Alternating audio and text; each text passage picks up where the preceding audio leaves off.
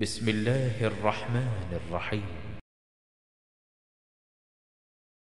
সম্মানিত উপস্থিতি ভাই এবং বন্ধুগণ, তাহলে এইসব করার পরে সুন্দরভাবে মিসওয়াক করে নিন, গোসল করে নিন, অজু করে নিন এবং সুগন্ধি লাগান আর সুন্দর সাদা পোশাক পরিধান করুন। ঈদের দিনের প্রথম কাজ গোসল করলেন, গোসল করার পর আগে পাশে যে কোনো সময় মিসওয়াক করলেন, অজু করলেন এবং সুগন্ধি লাগালেন, সুন্দর সব থেকে ভালো পোশাক। কারণ নবী মুহাম্মদ রাসূলুল্লাহ সাল্লাল্লাহু আলাইহি ওয়াসাল্লাম সহিহ আল বুখারী হাদিস নাম্বার 936-এ বর্ণিত হয়েছে, ঈদের 964-তে বর্ণিত হয়েছে যে ঈদের দিনের জন্য নবী মুহাম্মদ সাল্লাল্লাহু আলাইহি ওয়াসাল্লাম দুই ঈদের জন্য দুই জোড়া পোশাককে স্পেশালিস্টভাবে তুলে রাখতেন। মানে এটা একটা সুন্নতি আমল, ঈদের দিনে ভালো সুন্দর একটা পোশাক আমাদের জন্য স্পেশালিস্টভাবে রাখা।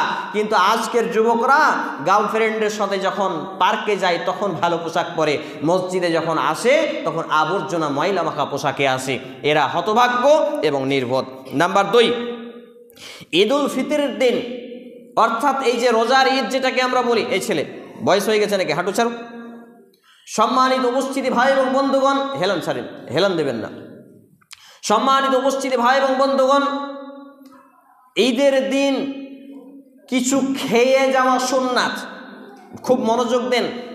ঈদের দিন কিছু খেয়ে যাওয়া সুন্নাত। কোন ঈদ? ঈদুল ফিতর, রোজার ঈদ। নবী মুহাম্মদ রাসূল সাল্লাল্লাহু আলাইহি ওয়াসাল্লামের আজ আওয়াজ আসে না। এখন যদি ক্রিকেটে একটা ছক্কা মারে তো গোল 6 আর 4 বলে কত জোর আওয়াজ হয়, কি অবস্থা আমাদের। সম্মানিত উপস্থিতি ভাই এবং বন্ধুগণ, খেজুর খেয়ে যেতেন বিজোড় সংখ্যায়, 1, 3, 5 অথবা 7। আপনি বিজোড় সংখ্যায় খেজুর খেয়ে যাবেন, হেঁটে হেঁটে যাবেন, এক রাস্তা দিয়ে ঈদগাহে যাবেন, অন্য রাস্তা দিয়ে ঈদগাহে আসবেন। ইমাম ইবনুল কাইয়্যিম রাহিমাহুল্লাহ আল জাওজি তিনি বলছেন যে এর একটা হিকমত রয়েছে। যখন আপনি এক রাস্তা দিয়ে ঈদ পড়তে যাবেন আর এক রাস্তা দিয়ে ঈদ পড়তে আসবেন, বিভিন্ন মুসলমানদের সাথে আদান প্রদান হবে, সালাম মুসাফা হবে। এতে আপনার এবং তার উপরে আল্লাহ রাব্বুল আলামিনের রহমত বর্ষণ হবে, ভ্রাতৃত্ববোধ বাড়বে এবং যে রাস্তা দিয়ে আসলেন গাছপালা পশু পাখি সব কিয়ামতের মাঠে আপনার পক্ষে সাফাই গাইবে, সাফাআত করবে, সাক্ষী হয়ে থাকবে যে আপনি ভালো কাজে গিয়েছিলেন। অতএব এক রাস্তা দিয়ে যাওয়া, অন্য রাস্তা দিয়ে আসা সুন্নাত। তবে যদি বিকল্প রাস্তা না থাকে সেই রাস্তা দিয়ে আসতে পারেন। এবং খেজুর খাবেন, এটা বিজোড় সংখ্যায় সহিহ আল বুখারী গ্রন্থের হাদিস নাম্বার 953 ক্রমিক নম্বরে হাদিস বর্ণিত হচ্ছে। এবং ঈদগাহে পায়ে হেঁটে যাওয়া হচ্ছে একটি মুস্তাহাব আমল। অনেকেই আজকে বাইকের যুগ তো, আর হালাল হারামের তো বিবেচনা নেই। কেউ শ্বশুরের কাছ থেকে যৌতুক নিয়েছে, কেউ লটারিতে পেয়েছে, কেউ আপনার বিভিন্ন হারাম উপার্জনে বাইক কিনেছে, ঈদগাহেও যায় বাইক নিয়ে।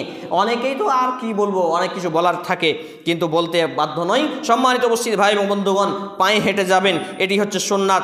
তাকবীর পড়তে পড়তে যাবেন, আল্লাহু আকবার, আল্লাহু আকবার, লা ইলাহা ইল্লাল্লাহ, আল্লাহু আকবার, আল্লাহু আকবার, ওয়ালিল্লাহিল হামদ। এই তাকবীর উচ্চ স্বরে পড়তে পড়তে যাবেন, এটাই বেশি উত্তম। কারণ আপনার দেখে অন্যরাও শিখবে, লজ্জা ভাঙবে ইবাদতের ক্ষেত্রে। কিন্তু ঈদের তাকবীরের নামে এই যে আরো কিছু বাড়তি শব্দ যোগ করা হয়, আলহামদুলিল্লাহ কাসীরা ওয়া সুবহানাল্লাহি বুকরাতা ওয়াসিলা, এই তাকবীরটা, এই অংশটা ঈদের তাকবীরের অংশ নয়, এটা মৌলবীদের বানানো অংশ।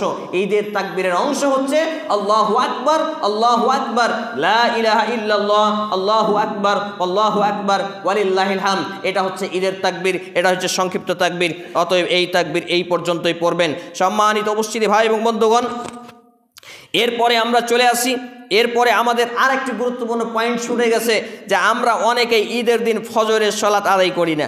নাউযুবিল্লাহি মিন জালিক। ঈদগাহে যারা যায় এখানে পার্সেন্টেজ আসবে না, 99.99% পড়ে যাবে, এরা ফজরের সালাত আদায় করে না। যদিও রমজান মাসে মোটামুটি টানাহাজারা করে এসেছে, কিন্তু ঈদের দিন ঈদগাহে যাওয়া কি? ইমাম আবু হানিফা এবং ইবনে তাইমিয়ার মতে ঈদের সালাত ওয়াজিব এবং অন্যান্য ফুকাহাদের মতে ঈদের সালাত হচ্ছে, তো যদিও তাই হয় বা সুন্নাত, কিন্তু ঈদের থেকে ফজরের সালাত, যেই সালাতের সুন্নাতের গুরুত্ব, রাকাতাল ফজরি খায়রুম মিনাদ দুনিয়া ওয়া মা ফিহা, এই ফজরের পূর্বেকার 2 রাকাত সুন্নাত আসমান আর জমিনের মধ্যে যা কিছু ধনসম্পদ আছে সব থেকে বেশি দামি, মূল্যবান। সুবহানাল্লাহ। তাহলে এর ফরজ কত মূল্যবান হতে পারে, অথচ এই ফজর আদায় না করে যারা ঈদগাহে যান এরা হতভাগ্য, নির্বোধ, ন্যাংটা হয়ে নিচে দিকে ন্যাংটা হয়ে মাথায় পাগড়ি বাঁধার মতো। অতএব ফজরের জামাতে আদায় করার চেষ্টা করবেন। পয়েন্টটা ছুটে গিয়েছিল। বেশি বেশি তাহলে তাকবীর পড়তে পড়তে যাবেন। তাকবীর পড়বেন কখন? শাওয়াল মাসের চাঁদ, ঈদের চাঁদ উঠা থেকে নিয়ে ঈদের সালাত নামাজ আরম্ভ হওয়ার আগে পর্যন্ত উচ্চ স্বরে তাকবীর পড়তে থাকবেন। তবে মহিলারা, নারীরা তাকবীর পড়বে নিম্ন স্বরে। এবার ইমাম ইবনে তাইমিয়া রাহিমাহুল্লাহ তিনি বলছেন, ঈদুল ফিতরের তাকবীর শুরু হবে চাঁদ উঠা থেকে নিয়ে আর ঈদের সালাত শেষ হওয়া পর্যন্ত। এটা ইমাম ইবনে তাইমিয়া রাহিমাহুল্লাহর একটি মত। উল্লেখ্য যে ফজরের সালাতের পর ঈদের সালাতের পূর্বে অন্য কোনো সালাত বা নফল ইবাদত আর নেই। ঈদগাহের উদ্দেশ্যে ঘর বাড়ি থেকে বের হওয়ার সময় আমাদের তাকবীর দিতে দিতে যেতে হবে। তবে মাইকে যেসব ইমামরা বলে আসেন ঈদের নামাজে এতক্ষণ বাকি, তাড়াতাড়ি চলে আসেন, সবাই উচ্চস্বরে তাকবীর পড়েন, মাইকের তালে তালে তাকবীর পড়েন, এগুলো বিদআত। তাকবীর হবে নিজের অন্তর থেকে, ইবাদত লোকের জন্য নয়, নিজের জন্য। সম্মানিত উপস্থিতি ভাই এবং বন্ধুগণ, ইমাম আবু হানিফা রাহিমাহুল্লাহ তিনি বলছেন ঈদের সালাত প্রত্যেক নারী পুরুষের জন্য ওয়াজিব, প্রত্যেক নারী পুরুষের জন্য ওয়াজিব। ইমাম ইবনে তাইমিয়া রাহিমাহুল্লাহ এই মত পোষণ করেছেন।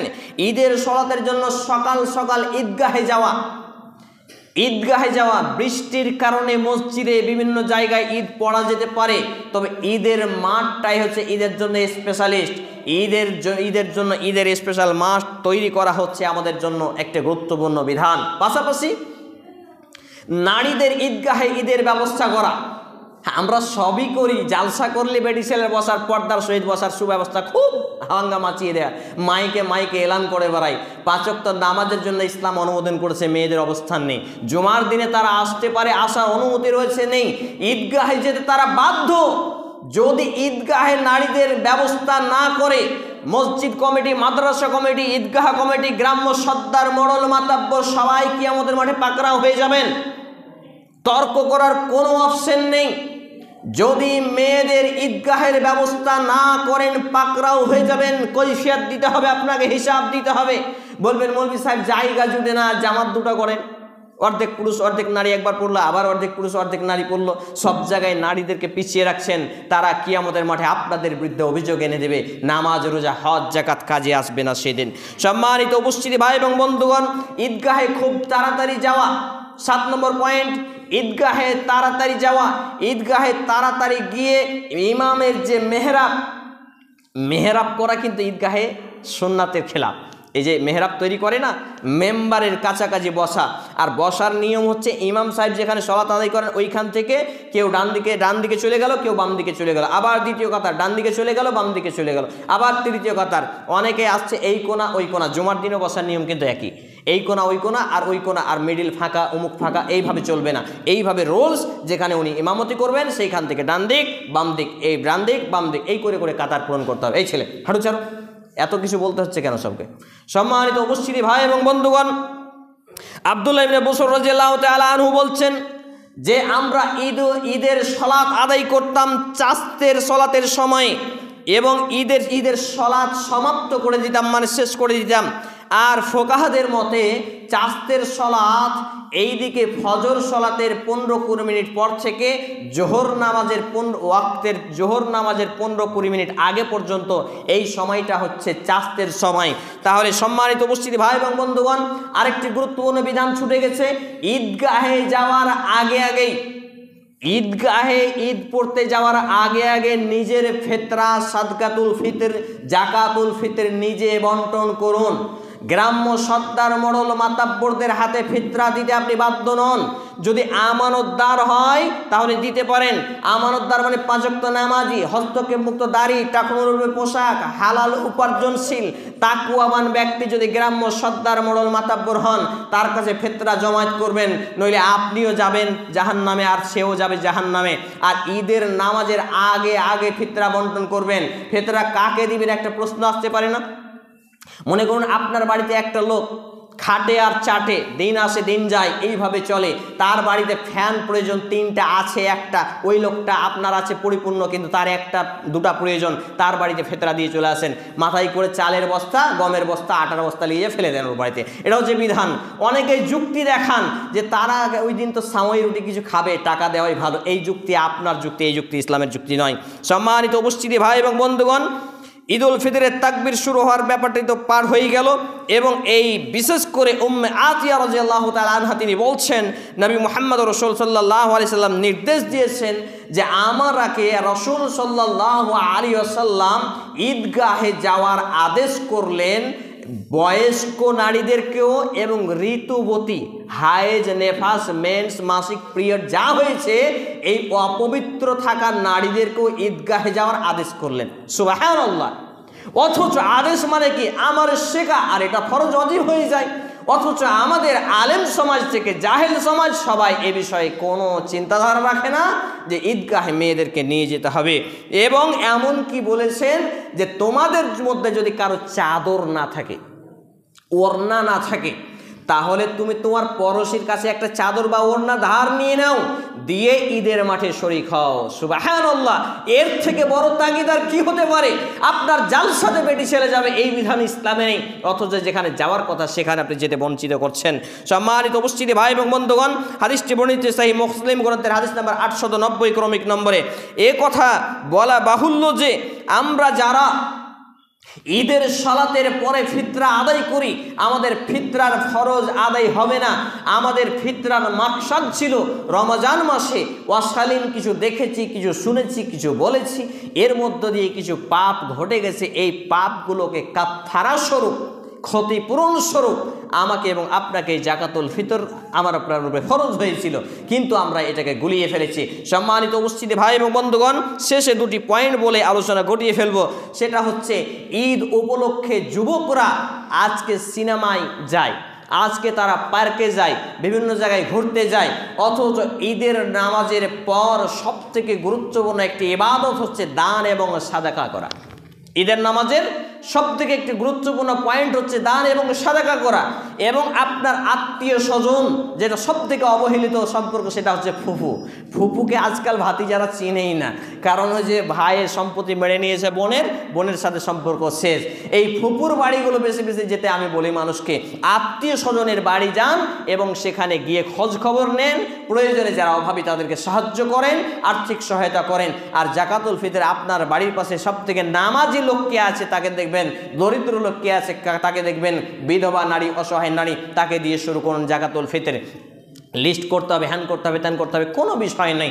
আপনার বাড়িও আসবে, ওইটাও ব্যাপার নেই, আপনি মাথায় নিয়ে গিয়ে তার বাড়িতে দিয়ে চলে আসেন, সে লজ্জাও করবে না, দেখবেন নিয়ে নিবে।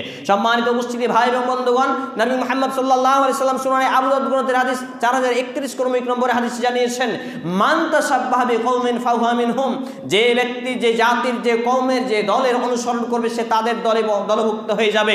এই ঈদের খুশি আনন্দ যেন রং তামাশা, হই হুল্লোড়, ঘোরাঘুরি, অবাঞ্ছনীয়, অপছন্দনীয় ইসলামের রং থিওরি এমন কাজকর্ম না হয়, গান বাজনা, সিনেমা, রং, হোলি, উৎসব, আরও কিছু পার্কে যাওয়া, ভিডিও, উমুক তুমুক যা কিছু হারাম নাজাইজ কাজ আছে, কোনো কাজে যাতে অংশ আমরা না নিই। এবং ঈদের নামাজই শেষ নামাজ নয়, সেই জোহরের নামাজ যেন আমরা জামাত সহ হেফাজত করতে পারি। আল্লাহ রাব্বুল আলামিন সমস্ত বিষয়গুলো মেনে আমাকে সহ প্রত্যেকটা উপস্থিত ভাই এবং বন্ধুগণকে মেনে চলার তৌফিক নসিব করুন, আমরা বলি আল্লাহুম্মা আমিন। হে আল্লাহ রাব্বুল আলামিন, যতগুলো কথা বললাম সমস্ত কথাগুলো আগে আমাকে, তারপর উপস্থিত ভাই এবং বন্ধুগণকে মেনে চলার তৌফিক নসিব করুন, আমরা বলি আল্লাহুম্মা আমিন। হে আল্লাহ রাব্বুল আলামিন, এই রমজানের শেষ দশকে এসে যাতে আমরা যে ভুলগুলো করেছি সেই ভুলগুলো আপনার কাছে ক্ষমা নিতে পারি লাইলাতুল কদরের মাধ্যমে, আপনি সেই আমাদের ঈমানি জাযবা তৈরি করুন, আমরা বলি আল্লাহুম্মা আমিন। হে আল্লাহ রাব্বুল আলামিন, এই লাইলাতুল কদরের মূল্যায়নের পাশাপাশি জাকাতুল ফিতরের যেটা সঠিক বিধান সেটা যদি আমরা মান্যতা করতে পারি, আল্লাহ তৌফিক দান করুন, আমরা বলি আল্লাহুম্মা আমিন। হে আল্লাহ রাব্বুল আলামিন, রমজান আমাদের কাছ থেকে বিদায় হয়ে যাচ্ছে, কিন্তু পাপের খাতা মাফ হলো কিনা জানি না। আমরা যা করেছি জানতে অজান্তে, প্রকাশ্যে গোপনে, ছোট বড়, দিনে রাতে, আল্লাহ রাব্বুল আলামিন আমাদের সমস্ত পাপগুলোকে মাফ করে দিন, আমরা বলি আল্লাহুম্মা আমিন।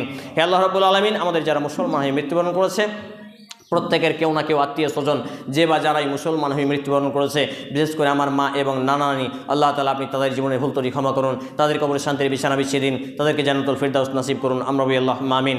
এ দাবি, এ দোয়া, এ দরখাস্ত মহান আল্লাহ সুবহানাহু ওয়া তাআলার সামনে রেখে আমরা আমাদের জুমার খুতবার আলোচনা এখানে টানছি। আল্লাহুম্মা সাল্লি আলা মুহাম্মাদিন ওয়া আলা আলি মুহাম্মাদ কামা সাল্লাইতা আলা ইব্রাহিম ওয়া আলা আলি ইব্রাহিম ইন্নাকা হামিদুম মাজিদ। আল্লাহুম্মা বারিক আলা মুহাম্মাদিন ওয়া আলা আলি মুহাম্মাদ কামা বারাকতা আলা ইব্রাহিম ওয়া আলা আলি ইব্রাহিম ইন্নাকা হামিদুম মাজিদ। সুবহানা রাব্বিকা রাব্বিল ইজ্জাতি আম্মা ইয়াসিফুন ওয়া সালামুন আলাল মুরসালিন ওয়া আখিরু দাওয়ানা আলহামদুলিল্লাহি রাব্বিল আলামিন। আসসালামু আলাইকুম ওয়া রাহমাতুল্লাহ। আলহামদুলিল্লাহি রাব্বিল আলামিন। আলহামদুলিল্লাহি রাব্বিল আলামিন।